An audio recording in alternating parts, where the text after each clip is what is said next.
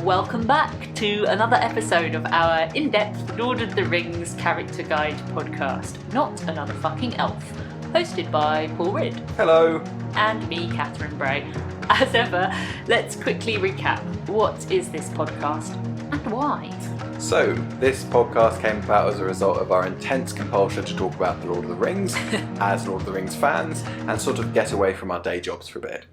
And we were thinking about the different ways you could approach it, chapter by chapter, adaptation by adaptation, and what felt interesting for us was the idea of a character by character approach. Yeah, so in each episode we take a different character from Lord of the Rings and we have a little chat about what that character is all about, what their deal is, what their significance is in the wider narrative, who played them in different adaptations, and how well, all that kind of good stuff. And it's called Not Another Fucking Elf as a little tip of the hat to a very sassy man named Hugo Dyson, who was mates with Tolkien and C.S. Lewis and other guys like that at university. And apparently he said this, or some variation of this, during a session when they were all reading out bits of their writing. I was reading the Humphrey Carpenter collated letters of Tolkien the other day. As you do. As I do. And there was one in there that I quite liked from 1952. Do you want to read this bit? This is Tolkien talking kind of behind Hugo Dyson's back. Yes, so this is Tolkien. We had a ham feast with C.S. Lewis on Thursday, an American ham from Dr. Feeraw of Johns Hopkins University. And it was like a glimpse of old times, quiet and rational, since Hugo was not asked.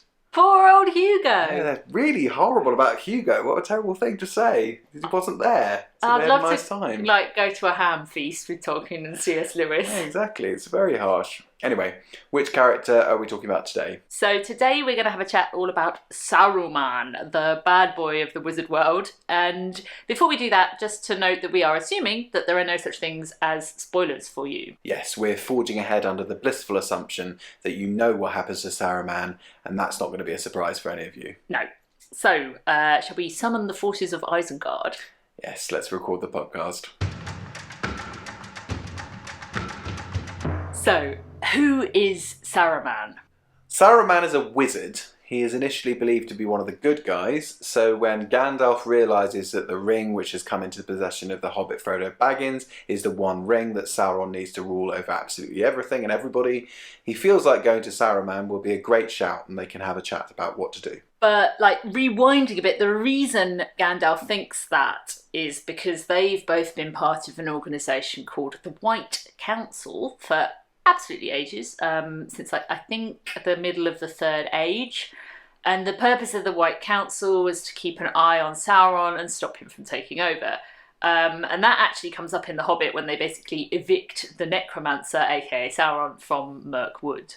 Yeah, so it's not a completely dumb idea that Saruman is going to help sort out what's going on with the ring at that point in the story. Unfortunately, though, he's in cahoots with Sauron. Or sort of in cahoots with Sauron, because it's not like he legitimately worships Sauron. He just doesn't think that anyone can beat Sauron. So Saruman is kind of tactically pretending to be in an alliance with Sauron, while actually he's hoping to get his hands on the ring himself. Yeah, so he's seeing himself as a sort of competitor power more than a true ally of Sauron. And he's gone full Machiavelli. The end justifies the means are armies of orcs, and the ends are Saruman in charge of everything. And that's a total betrayal of what a wizard should be. Wizards are meant to be good guys and they're supposed to help out. Yeah, so Saruman tries to trap Gandalf, but Gandalf escapes. Saruman's next ploy is possibly weather-related. I don't think we really get a firm line in the book on whether the storm in the mountains that nearly wipes out the Fellowship is Saruman's doing or not, but it's heavily implied. And then in Peter Jackson's film, they remove that ambiguity. Saruman sends the storm that results in the Fellowship having to go through Moria under the mountains and leads to Gandalf's death. Yeah, so once the Fellowship is Gandalf free, it's even easier for Saruman to send his specially bred massive orcs, the Uruk-hai, after the Fellowship, which works up to a point in that they capture a couple of the hobbits, but they don't manage to bring the hobbits to Isengard. The creatures that do end up taking... You can't say it. Don't say it. The creatures that do end up taking the hobbits to Isengard are the Ents, the great shepherds of the forest. That's a bit of a fuck up for Saruman, because he just hasn't made any kind of plan for the Ents. I'm not sure why, really. And while his armies are off trying and failing to bring down Rohan, the Ents smash Isengard to little pieces. Yeah, it's really just generally a very bad time for Saruman. But again, he's fairly mercifully treated and he's allowed to go free. Which turns out to have been a poor shout, because when the hobbits get back home at the very end of all of their adventures, what do they find? But Saruman and his faithful servant Wormtongue happily ensconced in Bag End, ruling over the Shire. That probably sounds like a joke if you haven't read the book, but it is, I promise you. I was actually telling our mutual friend Charlie the other day, that's how it ends. Like, they go to Bag End and Saruman is in Bag End, and he just didn't believe me. Yeah, but it's sort of weird because it usually gets missed out of all the adaptations, I guess, because there's so much to get through at the end of the story that to have this little coda doesn't necessarily make sense for slickness. Yes, yeah. But that's what happens. So we'll come to talk about Saruman as boss of the Shire in a moment. But first, I think we should get more into what Saruman actually is. It's very, very important to Tolkien that we understand that he's not like a magician, right? Yeah, he was very against the idea of people understanding wizards as magicians, I suppose, because it does conjure completely the wrong visual image of a man in a top hat with with rabbits in a hat. Exactly, and that's... Well, I mean, it kind of is the route that they went down for Radagast in the Hobbits. I mean, God. Less we talk about the better, I think. Never talk about the Hobbit films on this podcast. We don't like them. But yeah, what are wizards? We've got, I think, another little extract from Tolkien's letters to read to you, in which he talks a bit more about the concept of a wizard in Middle-earth. Paulie, do you want to have a read of that? There are no precise opposites to the wizards. A translation, perhaps not suitable, but throughout distinguished from other magician terms of Q-Elvish Istari. So Q-Elvish being how Tolkien denotes Quenya or High Elvish in his letters. Their origin was not known to any but a few, such as Elrond and Galadriel, in the Third Age. They are said to have first appeared about the year 1000 of the Third Age, when the shadow of Sauron began first to grow again to new shape. They always appeared old, but grew older with their labours, slowly, and disappeared with the end of the rings. They were thought to be emissaries, in the terms of this tale, from the far west beyond the sea, and their proper function, maintained by Gandalf and perverted by Saruman, was to encourage and bring out the native powers of the enemies of Sauron. I'm intrigued by this idea that they always appeared old but grew older with their labours. Like, I wonder how young did they ever look? Like, did Gandalf and Saruman ever look 40. Yeah, no, it's a difficult thing to imagine. I suppose, you just think of them just as wizened old men, and I don't know if that has also to do with a popular conception of what a wizard means, or what I don't know, like it's hard to imagine young wizards. Really. Or clean shaven wizards. Yeah. It feels like the beard is pretty integral as well. Vital. I was reading a bit more as well about the differences between Saruman and Gandalf, and something that I don't think I'd ever picked up on before was their corresponding Valar. So Saruman comes from Aule, who is a smith, and Gandalf kind of reports in, if you like, to Manwë and Varda. And that sort of says something really interesting about Saruman, because the other guy reporting into Aule, the smith, is Sauron. So he's kind of like, he's got a little bro there in the mythology. Like they're both related to this idea of craftsmanship and making things and power. And I think that's something that's always a theme in Tolkien, is the idea of power corrupting. Mm-hmm. What is the unperverted form of that kind of power? Is there a version of that pre-corruption Saruman how does that manifest? What would that mean?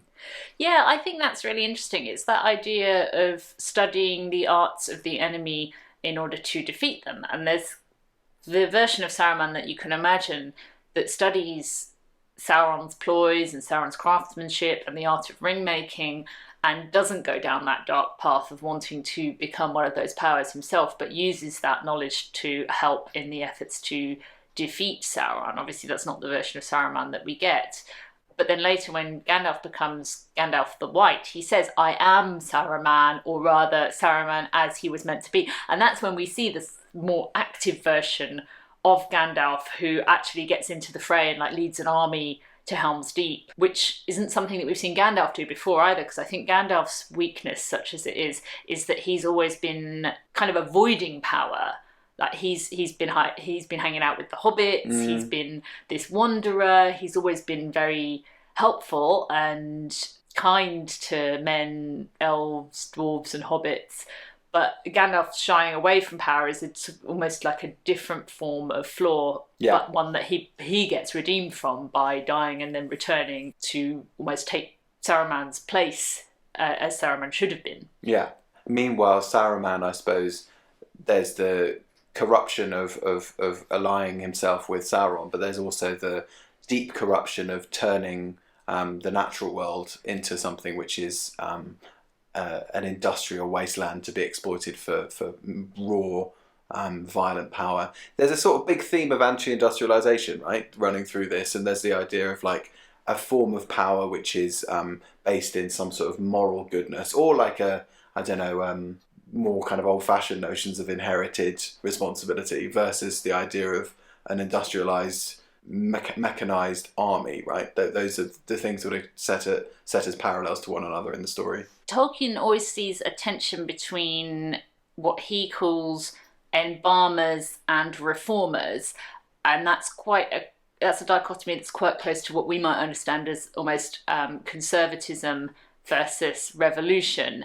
And the idea of embalming is almost the sin of the elves, that they want to just preserve things as they are forever, and it's almost a form of conservatism. And then the sin of the reformers is that it tends to come with a kind of violent power. In Tolkien's view, he talks a little bit about this actually. Let's find the letter. So Tolkien says, I'm quoting now, "I am not a reformer nor an embalmer. I am not a reformer by exercise of power, since it seems doomed to Sarumanism, but embalming has its own punishments." So kind of neither path is optimal in Tolkien's view. And certainly the way that Saruman ends up creating orcs and so forth, like that is just a wizard gone completely wrong, and Treebeard says it, a wizard should know better. Yeah. Obviously, we talk often in this podcast about the genesis and evolution of the story as it came together for Tolkien, and The Lord of the Rings itself being itself this sort of evolving text and becoming something quite different from maybe how it was originally intended. Where does Saruman sit in all of this and the creation of Saruman? He is quite a late stage invention, which I was quite surprised to learn about. He feels like Gandalf, like he's part of the much older lore that Tolkien had been working on for a really long time, but apparently that's not the case. He wrote to W.H. Auden talking about how, obviously, if you want to write a sequel to The Hobbit, the ring would acquire a capital letter and a Dark Lord would immediately appear. So he talks kind of quite extensively about the things that sort of had to be in The Lord of the Rings and were immediate inventions, and that kind of idea of the essential quest being something that he had quite clearly in his mind. We've talked in our Tom Bombadil episode about how Tom Bombadil was an invention from way, way, way back. But then I think it's really interesting to think about the stuff that was much more of a surprise almost to Tolkien as he wrote. So maybe we'll read a little bit from that passage in the letter to W.H. Auden. Yeah. So this is Tolkien talking about the things that were a surprise to him as he wrote. Tom Bombadil I knew already, but I had never been to Bree. Strider sitting in the corner at the inn was a shock, and I had no more idea who he was than had Frodo. The Mines of Moria had been a mere name, and of Lothlorien no word had reached my mortal ears till I came there. Far away I knew there were the Horse Lords on the confines of an ancient kingdom of men, but Fangorn Forest was an unforeseen adventure. I had never heard of the House of Eorl, nor of the Stewards of Gondor. Most disquieting of all, Saruman had never been revealed to me, and I was as mystified as Frodo at Gandalf's failure to appear on September the 22nd. It's very strange to see a writer so seemingly passive and almost like a receiver of new information as he writes, rather than as someone who has, an inherent idea of everything that they're going to do from day one. Like this idea of being a vessel is lovely, isn't it? I absolutely love the idea of him as mystified as Frodo. Yeah, who's Strider? Gandalf's failure to appear on September 22nd. Yeah. I mean, it's another example of this problem he sometimes has with Gandalf being so powerful and there for the Fellowship to fix everything, and he has to get rid of him in the Mines of Moria for a bit so that the Fellowship can deal with things on their own, and he has to get rid of him at the point at which Frodo needs to journey to Rivendell. But the fact that he didn't know how he was going to do that and had to invent this whole wizard. Yeah. And it makes sense that he invented a wizard, because that problem of how powerful Gandalf is, you need somebody equally powerful. So I think inventing a kind of Darkside Gandalf was a great way to go with that storytelling challenge. Yeah, of course, and finding another interesting parallel. It's strange, I sort of imagine when you're composing something so monstrously large and so complicated, the idea of like a sudden appearance doesn't really figure in my mind at all. I guess I see huge diagrammatics on a wall or something, like how does this come together? Like how will everything relate to everything else? But yeah. Because it is slightly wild to think about backstitching Saruman into the narrative. He doesn't appear in all that much of the book, so in a way it's like, would you cut him when you're trying to boil down this narrative to its bare essentials? Is he like Tom Bombadil? Would you take him out in order to do an adaptation? And the answer is no, because although he doesn't get very much page time, he is integral to so much of the rest of it narratively once he's in there. Once Tolkien comes up with Saruman, it's a great invention because it stops them going through the Gap of Rohan. It creates a reason for the Uruk Hai to kidnap Merry and Pippin. He's the motivation for the confrontation at Helm's Deep. And it defers the confrontation with Sauron's forces. It gives you this beta villain that you've got to tackle before you get to the big boss. Yeah. It complicates the villain backstory, right, doesn't it? It makes it more than just simply like there's one force of evil that everyone is united against. To have a hugely ambiguous character in the middle of this story that's sort of quite straightforward in many respects in terms of its dynamic of good and evil. Yeah, and it proves what Gandalf and Elrond saying when they're like, we cannot go absolutely anywhere near the ring. Yeah. We cannot be the ones who take the ring to Mordor because we would be corrupted by it. It's a very concrete example of that. Saruman has been corrupted by his desire to have that power and to own the ring, even though he's never even been anywhere near it. Yeah. It's a good demonstration of one of the founding pieces of the mythology.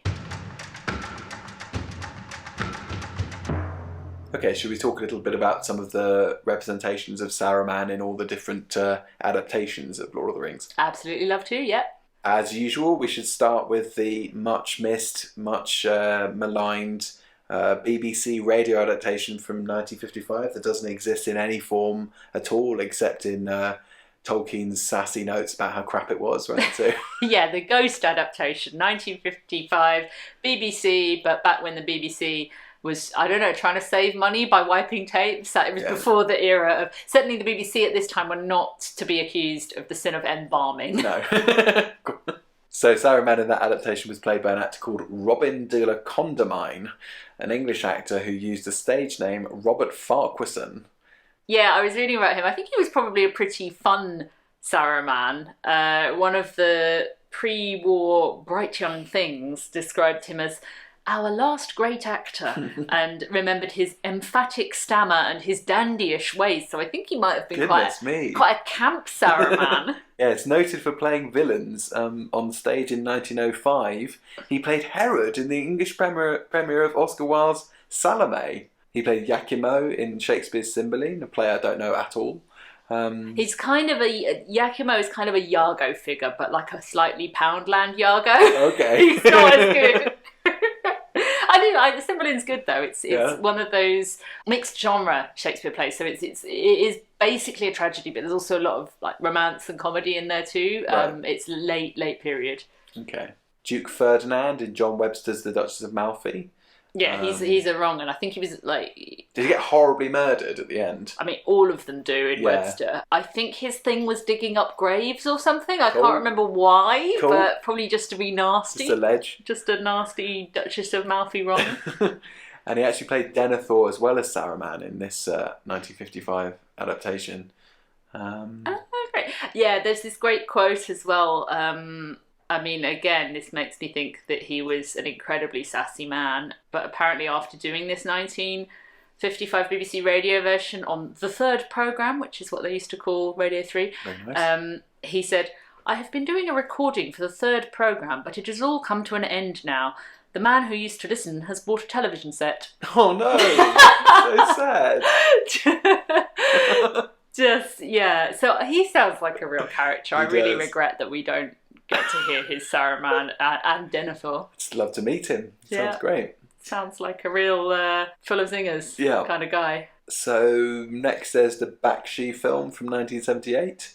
He's played by an actor called Fraser Carr, voiced by Fraser Carr. He's a Scottish actor, not wildly successful in film or TV. He's got lots of characters on his resume called things like the landlord or the radio reporter or the newscaster. But apparently on radio he made at least 600 programmes for the BBC's drama rep company. And he apparently played a powerboat tycoon on a few episodes of Howard's Way. Powerboat tycoon Saruman. I like it. Peak. Yeah, so let's have a listen to Fraser Carr's work in the 1978 Ralph Bakshi animated Lord of the Rings. Where is the ring, Gandalf? Why do the Black Riders search for it in the Shire? Have you hidden it there? Would you rather see the Dark Lord have it? Or Saruman of Many Colours? Neither of you will have it. There is a third choice.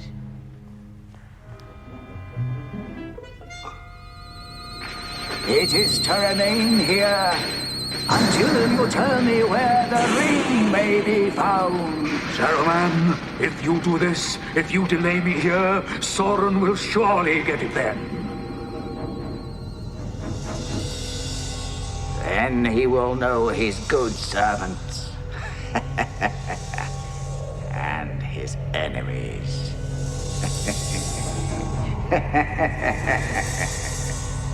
So I'm quite into Fraser Carr's interpretation. Yeah, big, rich, scary voice. It's lovely. Massive slice of ham. Yeah, huge slice of ham to go with the sort of Santa Claus aesthetic of the drawing. So they've animated Saruman in the Bakshi version as wearing red robes. Not 100% sure why. Does, as you say, give a kind of Santa aesthetic to the piece.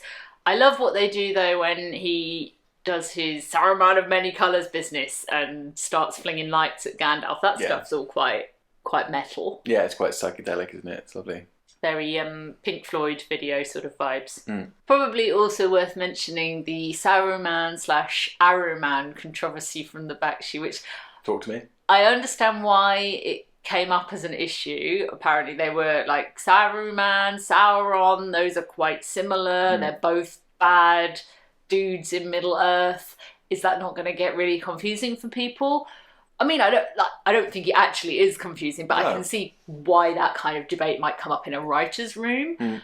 What is confusing to me is that the solution was proposed to call him Aruman instead, and that they did that sometimes, but not always. So when he's shouting Saruman, Aruman, I've got a clip of it. Let's have a listen to that, but where you can hear this ridiculous decision play out. It's Gandalf and Aragorn having a little chat about Saruman/Aruman. That would take the ring too close to Isengard and Aruman. We dare not risk it. Yet you would risk the mines of Moria. Baffling, given that you've just heard that at other times in the Bakshi we're talking about Saruman. So I've no idea how that slipped through the net, whether they just didn't have any takes of, for example, Aragorn there saying Saruman, and why you wouldn't... It's not a very expensive fix. Even if you can't get the actor back, surely you just get someone to do an impression of that actor saying Saruman and drop that in there. Yeah. Wild. And there's no attempt to explain that at all. Not even like, oh, he's called Aruman by such and such character or something. It's like a folkloric thing or something. That's the other fix you could do, because you've got all this, like, I am Olorin in the north, in the west they call me Gandalf. Like, you could do that with Saruman if you wanted to. I mean, he's called Kurunir by the elves, Sharku by the orcs. I guess you could write in Saruman, Aruman. who also goes by Aruman, but they don't do it at all. He's just like inexplicably referred to as Saruman/Aruman. Nice. So yeah, a bit of fun. Suspect that's the sort of thing that would have really boiled Tolkien's piss if he heard it. I can't even begin to imagine how angry he would have been. So if we go chronologically and talk about the next adaptation, we have to touch on, as usual, the 1979 Mind's Eye adaptation, which... Justly maligned, is that a fair review? I think justly, yes. Justly maligned. But I don't know whether it's just, like, maybe really unfair of me to be slightly against this adaptation just because it's got so many American voices in and that feels wrong. That's fair enough, absolutely fair enough. Alienating anyone from America listening to this. Greetings to our US listeners. But, yes, hi there. You really did a bad job on Mind's Eye 1979. He's a villain and murderer! Kill him! Kill him, kill him. If you think there are enough of you, my brave hobbits, do not think I lost all my power when I lost my goods. And if my blood stains the Shire, it shall wither and never again be healed. What? So that's Saruman in the Mind's Eye version of The Lord of the Rings. He's just, yeah. Is it a problem? I mean, is it the fact that it is such an American cast and they all have such stereotypically American accents delivering this, so it all just sounds, maybe it's just from a British perspective, like it just all sounds like Sesame Street because I don't know. Maybe we're just being sniffy Brits. Maybe that's actually genius. We have got also a bit that I wanted to include, even though it doesn't actually include any of Saruman himself, but it's just after he's carked it, and all of the hobbits are reacting to his death, and I think it's classic Mind's Eye adaptation. So Lovely. Let's have a little listen to that.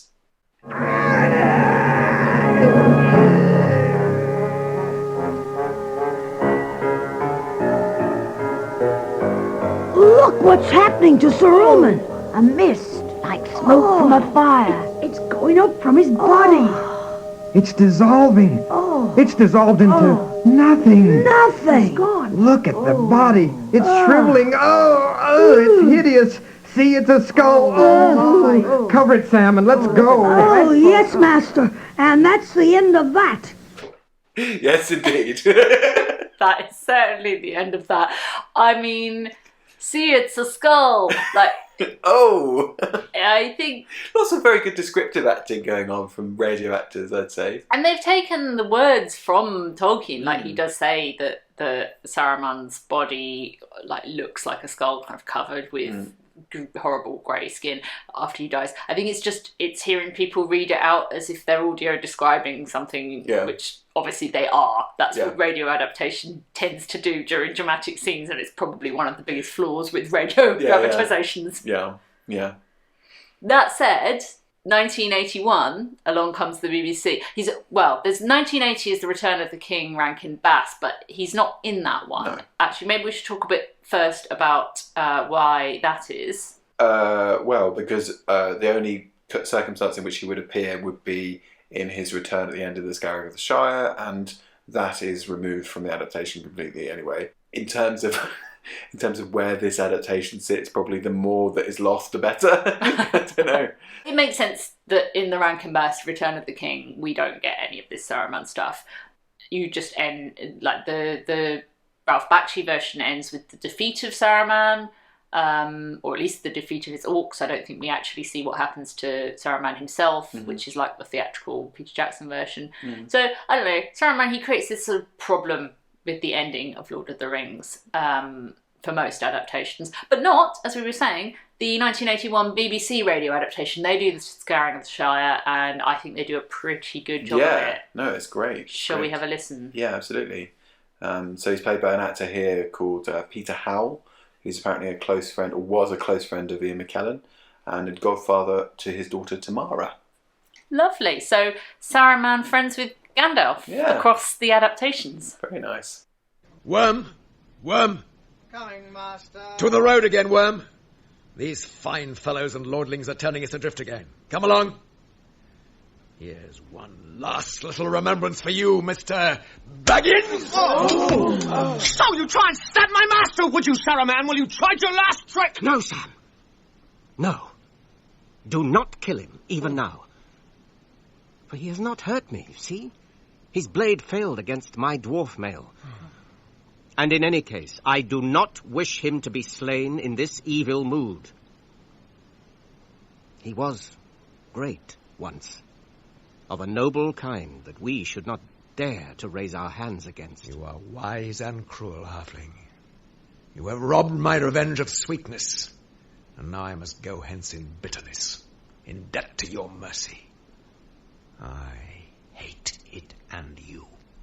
Wow, so yeah, a beautiful, beautiful voice and a really kind of, I don't know, there's just something, a quality to it that is just so rich, like just to listen to that voice, that it's just perfect for Saruman, the seduction of it, isn't it? It feels like all of them go, all of the choices we've heard so far in voicing Saruman, there's something inherent to the role where people go slightly less mask than with Gandalf. Yeah. There's less gruffness there, and I guess that fits the idea of Gandalf as having been this wanderer out on the road, quite tough in a pinch, whereas Saruman is more refined home comforts and sending other people out to do his dirty work. Yeah. And so I guess we end up in the more silky villain kind of place. But yeah, like we were hearing with Peter Howell just there's a real depth to the idea of his villainousness. I love the line that Tolkien wrote about going forth in bitterness, in debt to your mercy. That's a really twisted idea, really. Like it's really, I think Frodo is meant to be a pure soul who hasn't intended that that's the most savage thing that he could do to Saruman, is show him mercy, but actually it is, because it shows to Saruman how far beyond and above him Frodo has become, that he's not like a common or garden vengeful hobbit like all of the other hobbits, like kill him, Frodo's like no. Yeah, so I mean, also you've got just the total contrast in the vocal patterns of the hobbits and Peter Howell as well, right? There's a sort of I don't know, there's also a inherent kind of class dynamic going on as well, right? Because Peter Howell is channeling this very, very refined RP voice, and then you have the voices of, Bill Nye and Ian Holm and so forth that sit in counterbalance to that. I think it's nice when you listen to the radio adaptation, this particular one, because without an image, you are sort of left to sort of think about the way they've thought about class and the way they've thought about different things, rather than just kind of visual prompts to distinguish the different levels that people are at. Speaking of which, our next clip is from the Rob Inglis audiobook from 1990. Good old Rob Inglis. Lovely to just have your dad telling you a story. A reliable chap. Reliable, maybe even granddad figure, I'm not sure. So this clip is jumping back to the voice of Saruman, key chapter in the book for Saruman, where he's being confronted by his enemies, having lost the big battle at Helm's Deep, and with Isengard trashed by Ents. So he's kind of lost all of his physical powers, but his voice is still very much something that you want to watch out for. Very powerful, very seductive. So let's hear Rob Inglis's stab at that. Well, it said now with gentle question, why must you disturb my rest? Will you give me no peace at all by night or day? Its tone was that of a kindly heart aggrieved by injuries undeserved. They looked up, astonished, for they had heard no sound of his coming, and they saw a figure standing at the rail, looking down upon them, an old man, swathed in a great cloak, the colour of which was not easy to tell, for it changed if they moved their eyes, or if he stirred. His face was long, with a high forehead. He had deep, darkling eyes, hard to fathom, though the look that they now bore was grave and benevolent, and a little weary. His hair and beard were white, but strands of black still showed about his lips and ears. Cool. So, I mean, yeah, he's doing exactly what we were talking about with Howl in a way, just bringing that kind of sing-song, velvety touch to the role, and slightly camp quality. Yeah, it feels like with English, maybe there's almost a nasal quality there, slightly, like he's sort of, why have you not come before? Yes. There's like there's a nose pinching quality of just a blocked. I don't know whether he had a cold that day. It's a bit of that. Yeah, I mean, English doesn't vary. English doesn't sort of vary his vocal range hugely to distinguish between a lot of the characters. But so when you pick up on something that is slightly different, you're like, okay, there is an intention here, right? It's a slightly more refined quality to the voice, and it does, have a seductive tinge. It's a subtle change. We're going to hear in a moment, after we've talked about Peter Jackson's adaptation, we're going to hear a very much less subtle version from Mr. Andy Serkis, the other end of the spectrum. But first, Peter Jackson. Yeah. I mean, how do you talk about Christopher Lee? I mean, it's just it's an embodiment of the character, isn't it? It's like a fully committed performance that is drawing on all kinds of things that have to do as much with the Christopher Lee-ness of it all as they do to the Saruman of it. But yeah, no. He's probably one of the actors in Peter Jackson's Lord of the Rings that out of anyone is bringing a level of expectation and a certain kind of portfolio.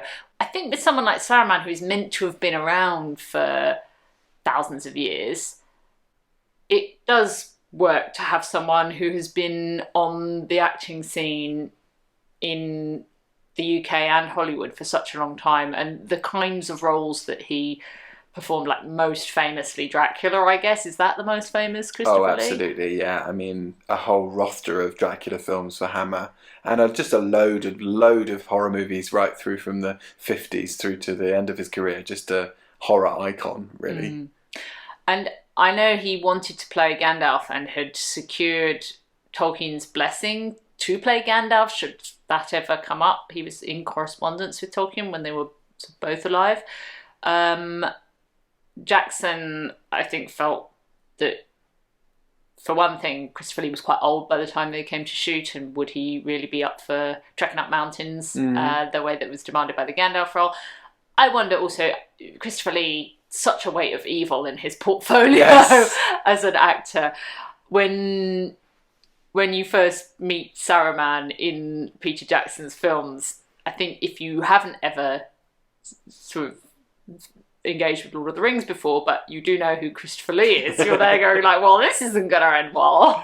Yes. So, it's hard to imagine him in a sort of more benevolent Gandalf type role. It just doesn't make any sense at all, just thinking about it. And we look at the other people that Jackson considered for the role, it's by and large people who have villain associations. So he looked at, who did he look at? Tim Curry, villain. Jeremy Irons. Pennywise. Malcolm McDowell. Jeremy Irons, Scar from The Lion King. I'm sure I can think of a better villain to typify Jeremy Irons' career. Humbert. There we go. We could have had Saruman chasing up. No, let's not go down that route. Malcolm McDowell, obviously Clockwork Orange. So Jackson was thinking about people with some villain heft. Villain clout, yeah. Yeah, and I don't think he could have done better than Christopher Lee for both villain clout, gravitas, Tolkien approval.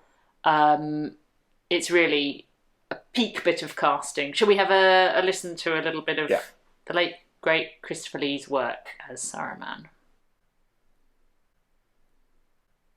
Sauron has regained much of his former strength. He cannot yet take physical form, but his spirit has lost none of its potency. Concealed within his fortress, the Lord of Mordor sees all. His gaze pierces cloud, shadow, earth, and flesh. You know of what I speak, Gandalf. A great eye, lidless, wreathed in flame. The Eye of Sauron. He is gathering all evil to him. Very soon he will have summoned an army great enough to launch an assault upon Middle-earth. You know this? How? I have seen it. A Palantir is a dangerous tool, Saruman. Why? Why should we fear to use it? They are not all accounted for. the lost seeing stones. We do not know who else may be watching. The hour is later than you think.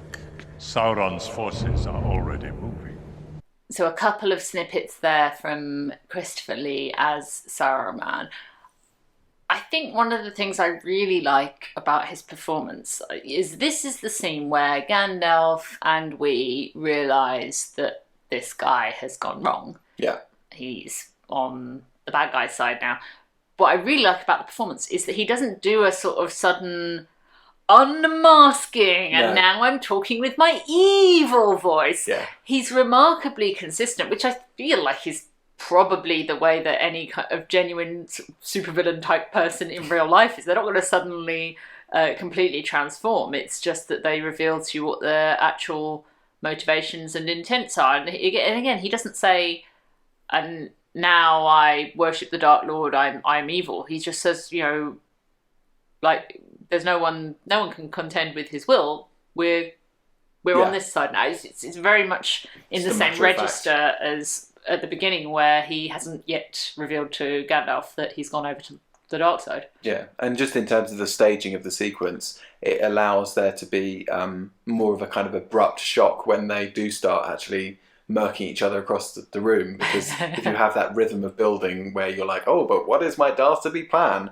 You get more of a kind of a cushion against it suddenly turning into an action scene. It's just a really well-handled, well-staged sequence. And something you're obviously not getting listening to this podcast is Christopher Lee's eyes. Yeah. Just so lovely. It's just the way he conveys that incipient madness. There are none that can. And you're like, oh, shit, this guy's gone. He's absolutely gone. What's really funny is that actually in the whole pantheon of kind of Christopher Lee performances, it's actually quite low-key. Like, yeah. He's not really off on one. He's just kind of like, I am the... Yeah. Peter Jackson just like, you can do the role, but we will be having low-key. Yeah. Low-key Lee, please. Yeah. And just the kind of visual look of him and the sort of, I don't know, everything about the sort of set design, production design is just so deeply metal as well, right? Isn't it? It's like...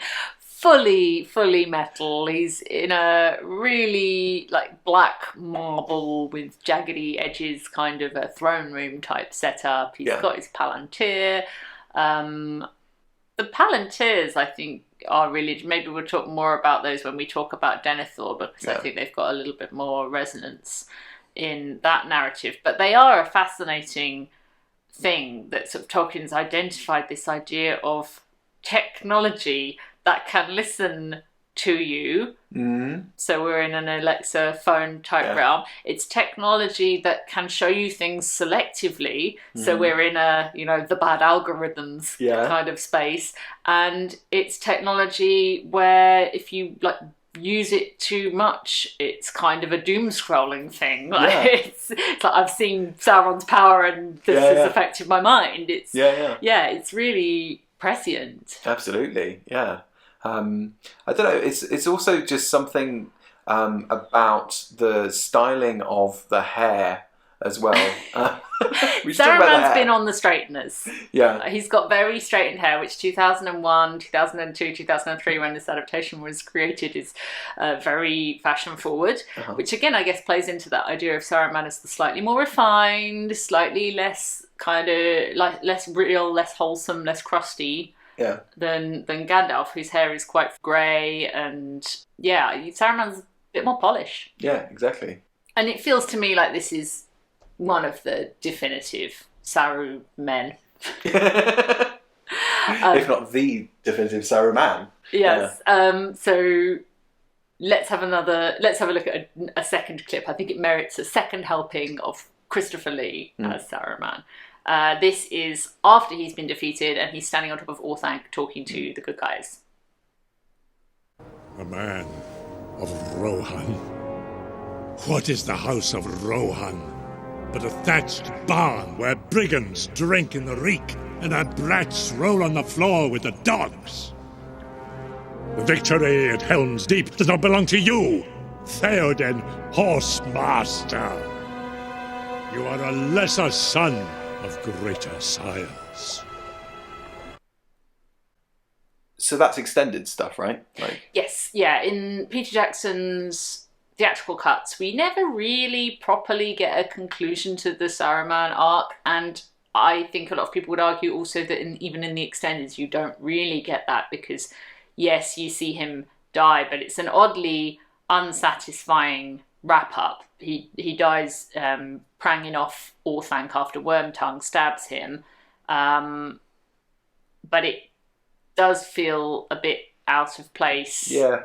And like they're just tidying up loose ends, because of course they are. That's not how it plays out in the book.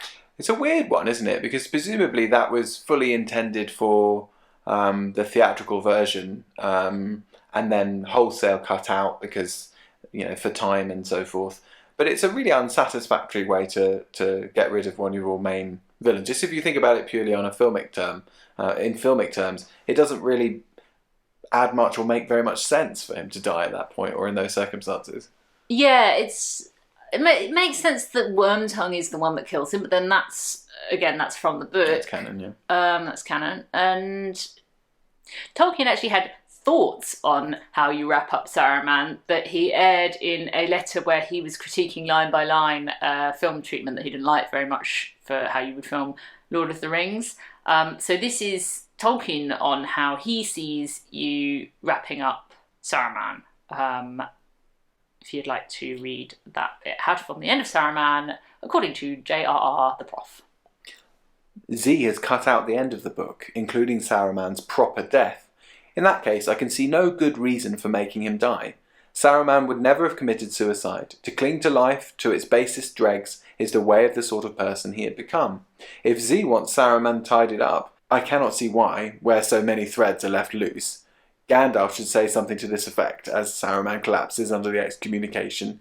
Since you will not come out and aid us, here in Orthanc you shall stay till you rot, Saruman. Let the Ents look to it. Love that he describes it as an excommunication. Yeah. The moment where Gandalf breaks his staff and sort of casts him out of the council. Yeah. That's very Catholic, I guess. Yeah, for sure. And the idea of a fall, I don't know, also there's something, if you are going to get rid of the Scouring of the Shire and you're not going to have a proper sort of final coda, just having him being sort of trapped forever and all time in Orthanc is kind of quite nice. That would have been a fine way to resolve things. Yeah, love a good enemy trapped forever, unable to do anything kind of ending. Like, that's a nice little sort of stasis thing. Yeah. Fitting. Yeah, very nice. It's weird though, isn't it? Because Peter Jackson at this point in his career, famed for his horror films, very much bringing that expertise to The Lord of the Rings and really leaning into it across the trilogy. It's strange that he would resist dramatising the Scouring of the Shire, because in a way the reappearance at the end of Saruman is like a final little sort of reappearance of the slasher villain at the end of, whatever, like here he is for one last kill kind of thing. It's strange. That's brilliant. Yeah, I'd never really thought about it like that before, but you're so right. From Tolkien's point of view, yes, the Scouring of the Shire and Saruman being in the Hobbit hole at the end has this dramatic unity, and the hobbits have grown to face the challenges, and that's what the point of their growth has been. And also history has all these weird bumps and twists along the way, and there's no reason that we would necessarily end with this big crowning and then have a little side adventure off at the end. But you're totally right. The other thing that this is Leatherface or Ghostface or Michael Myers coming back at the end for one last good scare. You thought you'd gone home to your nice safe hobbit hole. Paha! Saruman is there, and he literally tries to stab Frodo. Yeah, no, it would have been lovely. And also just a few moments of kind of genuine terror after this sort of placid 30 minutes of wrapping everything up. Yeah, we're sort of waterplaning to a really slick finish. Yeah. And then like Jason in the Lake or something, out he pops with Wormtongue, his sidekick.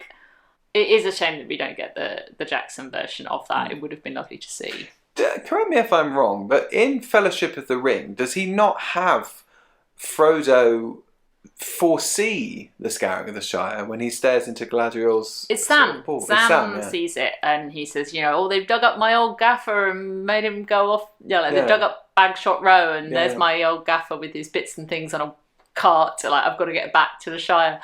And it's a classic Jackson move to have that little hint of something in that they had to cut out. We've talked about this in relation to Bombadil and how Treebeard is given some of his lines, and I'm not sure if we did talk about this in relation to Gollum, but Gollum gets one of the Barrow-Wight kind of incantations to sing. So including the vision in the Mirror of Galadriel that Sam does have in the book, even though we're not going to then do the later throwback to it in the Scouring of the Shire, I think that's a classic kind of trying to include this because it should be in there, but also we can't really do the full payoff for this. That's it's that almost fan service, not quite fan service, but trying to be as thorough as the time and constraints of a big 12-hour blockbuster will allow. It's weird to sort of plant the seeds of all this.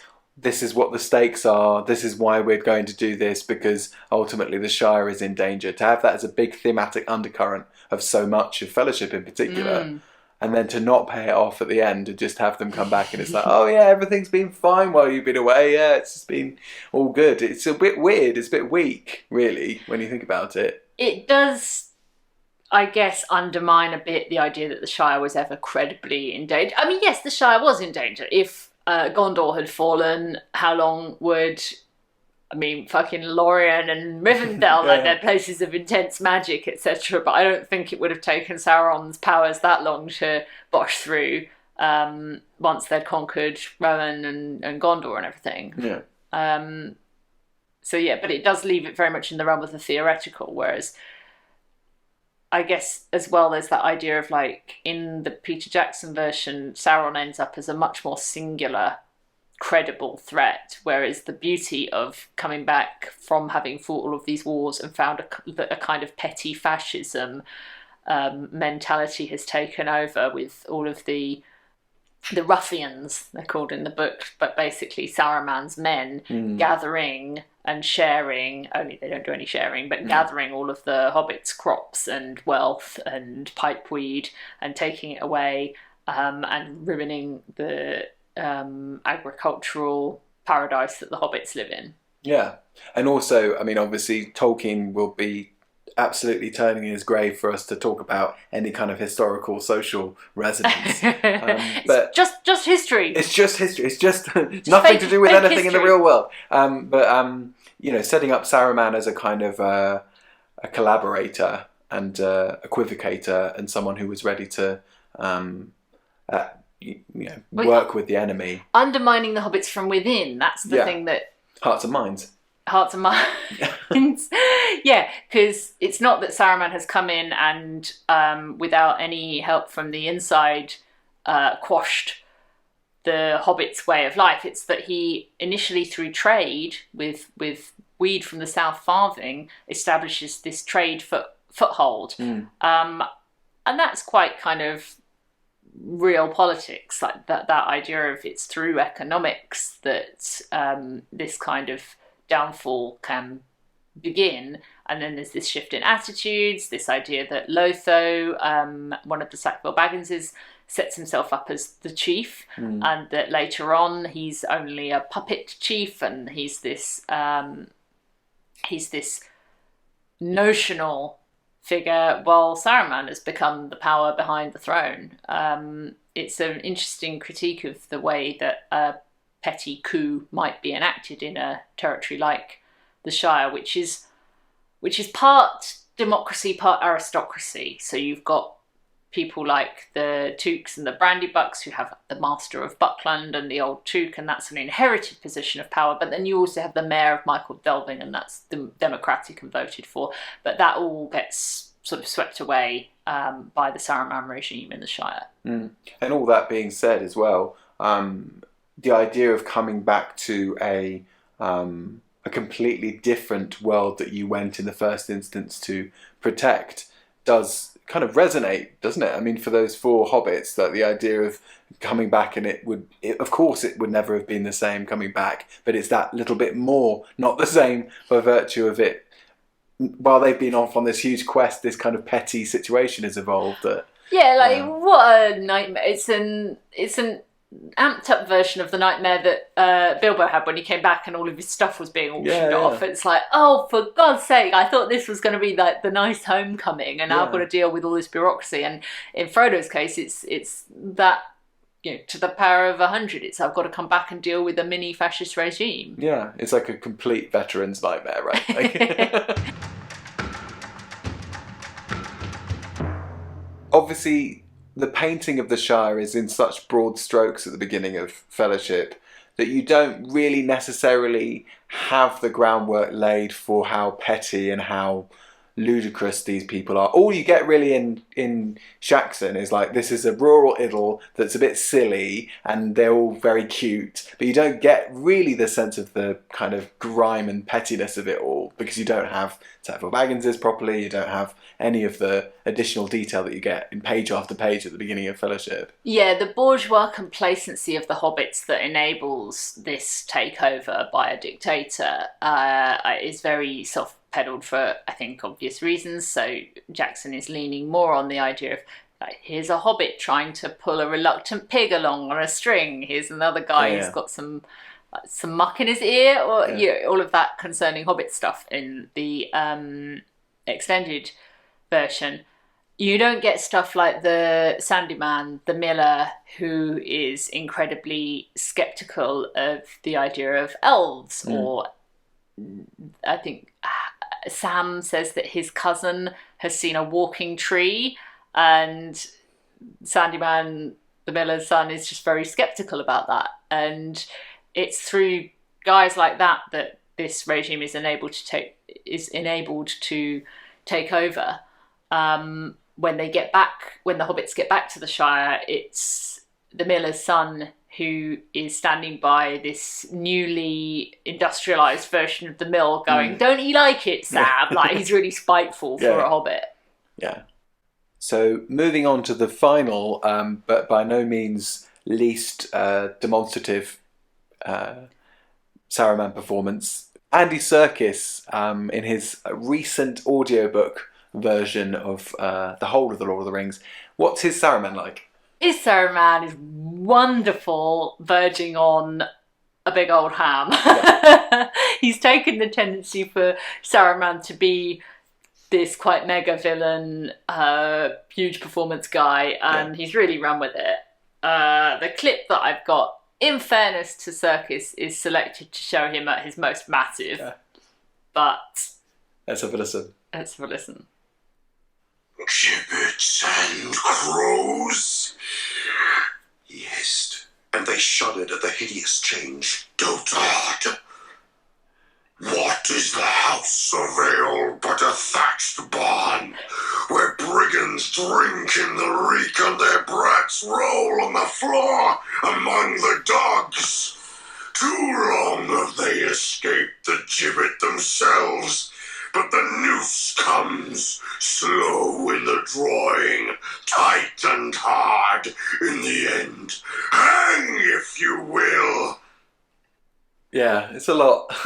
It is a lot. As I say, in fairness to Serkis, that is the moment when he's probably most going for it. It's the moment when he has failed to win Theoden over on the doorstep of Orthanc.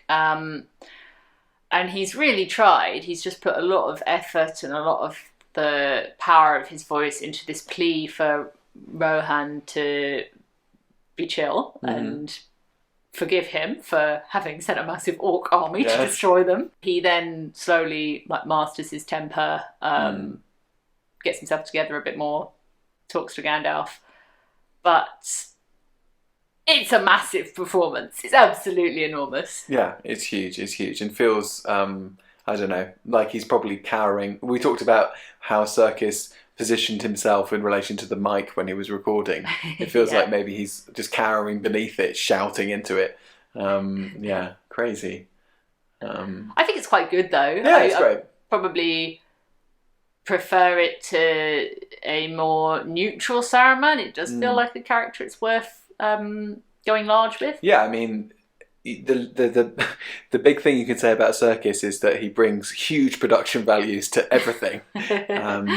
Yeah, for one man's voice to be so sort of epic and cinematic is quite impressive, isn't it? Yeah, it's lovely. I really like the Serkis version. Yeah. We've sort of said it before and we'll say it again, but it's a really good audio adaptation. Yeah. From HarperCollins, available now. So, in conclusion, I mean, we've listened to lots of different versions of Saruman. We've talked about different aspects of what he's bringing to the narrative. What do you think is the defining, in a nutshell, what does Saruman bring to the Lord of the Rings as a character? Well, it's the mirroring that we've talked about, isn't it? The sheer power of the idea of him using his innate skills and power and influence in the exact opposite way to the way the story would have its characters wield their individual power.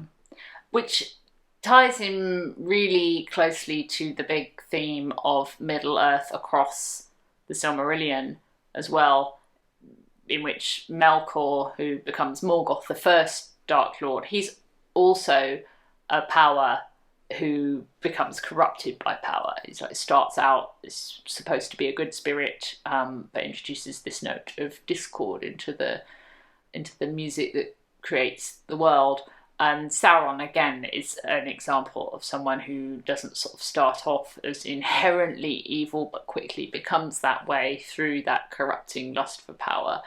There's another bit I'd like us to read from the letters where Tolkien contrasts Gandalf and Saruman, because I agree with you again, it's in that doubling between here's how it was meant to go and here's how it went in the case of this guy, that I think is the point of Saruman in the narrative.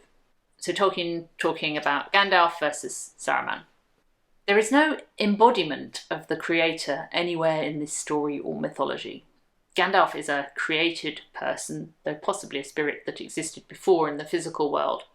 His function as a wizard is an angelos or messenger from the Valar or rulers to assist the rational creatures of Middle-earth to resist Sauron, a power too great for them unaided.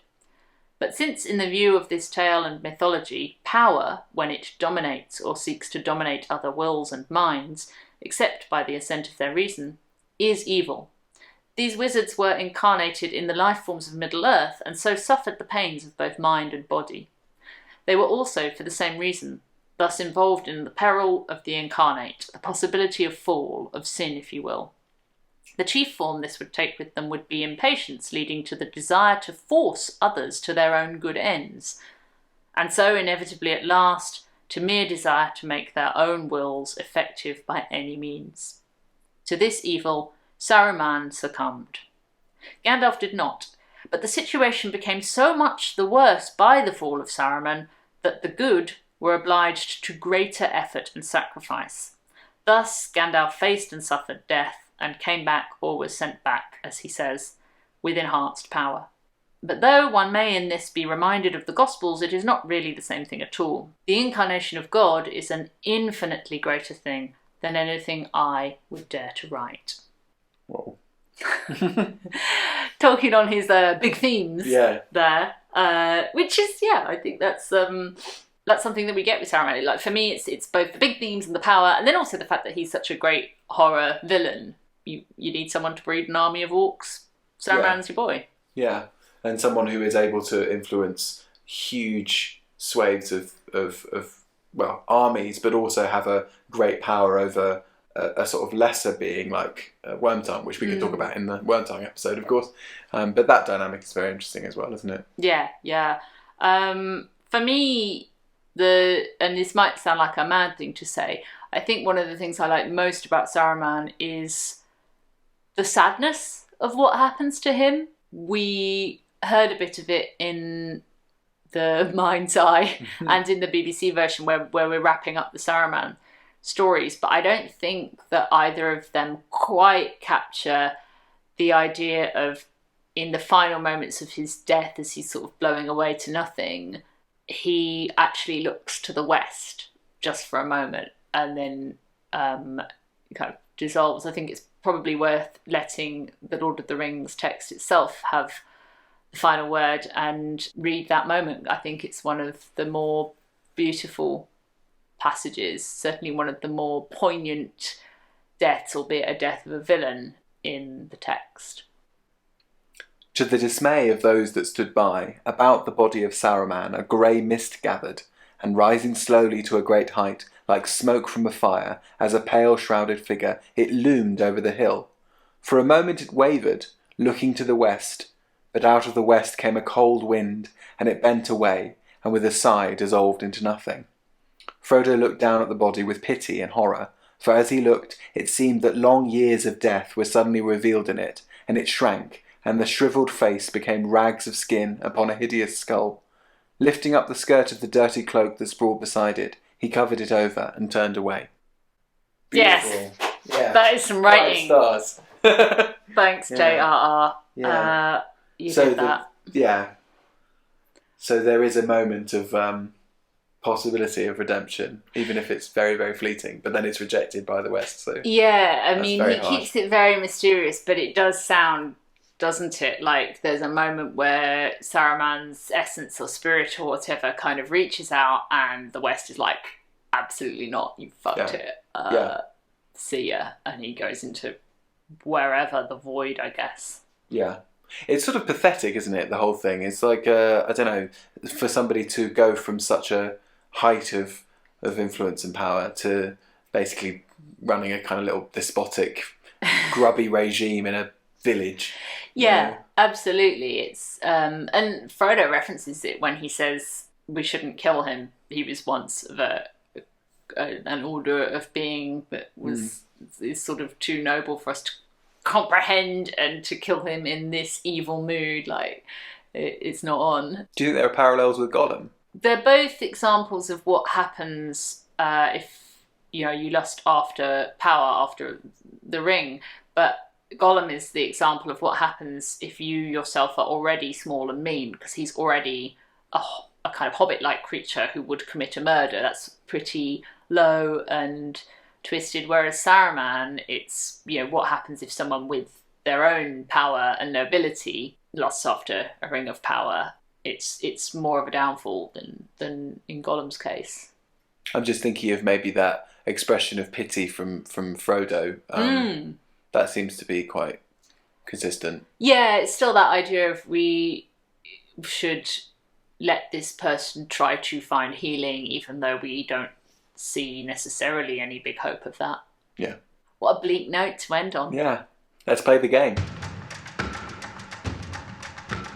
So now it's time for my favourite part of the podcast. You absolutely love this bit of the podcast. It's my favourite bit. It's where we play a game called The Page Off. It works like this. We generate a random quote from Lord of the Rings. Then we have to have a guess on what page that quote comes from. And we're trying to score 0. So if you guess the page bang on, you score 0. If you are 10 pages off, you score 10, and so on. It's cumulative. So week by week, we're trying to best one another in this endless, futile battle of wills. What are the scores of the Bowman Pool? Just refresh my memory. I'm so glad you asked me that, Catherine, because at the moment you are sailing ahead of me with 206 and I'm on 321. But I believe I can claw back victory. It could all change today. Do you want to generate a quote? Let's generate a quote. Gandalf, I thought you were dead, but then I thought I was dead myself. Is everything sad going to come untrue? What's happened to the world? Oh, God. Okay, so we've talked about this before, haven't we? Because the recounting of the reunion with Gandalf the White comes in the form of a past tense anecdote rather than... Although that's Merry and Depends Pippin. whose reunion. Merry and Pippin reunite with him. But I think this is Frodo getting reunited with Gandalf at the very end. Really? I think so. Because he says, I thought I was dead. And oh, yes. Right. That would not apply to Pippin and Merry. I mean, they thought maybe they were going to die. But Frodo, it's like he's passed out on Mount Doom and been rescued by an eagle. Yeah. So I think we're in, like, if you're in Peter Jackson's film, it's Frodo in his white night shirt and everybody coming in one by one. Gimli! Yeah. So we're wrapping up time. So last 100 pages. Final orders. Wow. Okay. But there's still a bit of Scouring to go. Yeah. And a bit of Greyhavens. There's all this, like, Fields of Cormallen celebration, Aragorn wedding, all of that. And then they go back and see Treebeard. There's quite a lot in the book. I would say maybe 920. I'm going to go flat 900 because I like flat numbers. You love a flat number. Love a flat number. Flat number. I don't know what a flat number is. I like just like lots of zeros. 900. So. Okay. So 900 and what did I say? 920. Okay, Paul, put us out of our misery. What is happening on page 900? Okay. Because it's the Lander's Shadow. Ah, they're still in Mordor. So there's still a fair bit to go. We're not even at Mount Doom at this point. Bollocks. And then 920. At least, I mean, you're still closer. We're in Mount Doom. Small error. It's not Frodo. It's Sam, who's thinking this, who's saying this. And it's Sam on page 930 saying, Gandalf, I thought you were dead, but I thought I was dead myself. So 930, that's not too bad. No, that's good. She scored a 10. Yeah, she scored a 10 and I've scored a 30. Still nowhere near clawing back the hundreds of points that sit between us. But what have you... 341, is it? 5-1 if you've scored a... What page is it? That's you. Yeah. You guessed 900, so it's 30. So yeah. Okay, so it's 351. Wow. Okay, so lay the scores on me. So Catherine is on a neat 216, and I'm on a slightly less neat 351. At this point, you're probably relying on a big fuck up from me. I really am. I'm waiting for that fuck up. But then I don't know. It's all to play for. Thank you for listening to Not Another Fucking Elf, a Lord of the Rings character guide podcast by me, Catherine Bray. And me, Paul Ridd. We are a self-produced podcast, so please follow us at Not Another Elf on all good social media platforms. And it would be great if you could give us not 1, not 3, not 7, but 5 stars for multiple podcasts on your podcast app. Thanks to Tommaso Alietti for handling our digital bits and bobs, Charlie Shackleton for our cover art, and anyone else who helped us out along the way. Much appreciated. All clips are copyright their respective copyright holders, and we strongly urge you to go out and buy the 1978 Ralph Bakshi Lord of the Rings, the 1979 Mind's Eye radio adaptation, the 1980 Rankin Bass Return of the King, the 1981 BBC Radio Lord of the Rings, 2001 New Line Peter Jackson Lord of the Rings, and the 1990 Rob Inglis and 2020 Andy Serkis Lord of the Rings audiobooks, both from HarperCollins. And buy the book. There are so many nice editions of the book out there. We also recommend the Humphrey Carpenter biography as a starting point if you're curious about the life of the man himself, and the collected letters also collated by Humphrey Carpenter with Christopher Tolkien. Make sure you subscribe so you don't miss next week when we're looking at one of the great redemption arcs, a character who does a great switcheroo and redeems themselves. That's your clue for next week. This has been Paul Ridd. And I'm Catherine Bray. And that's it for now. That's the end of the podcast. Grey ships pass into the west.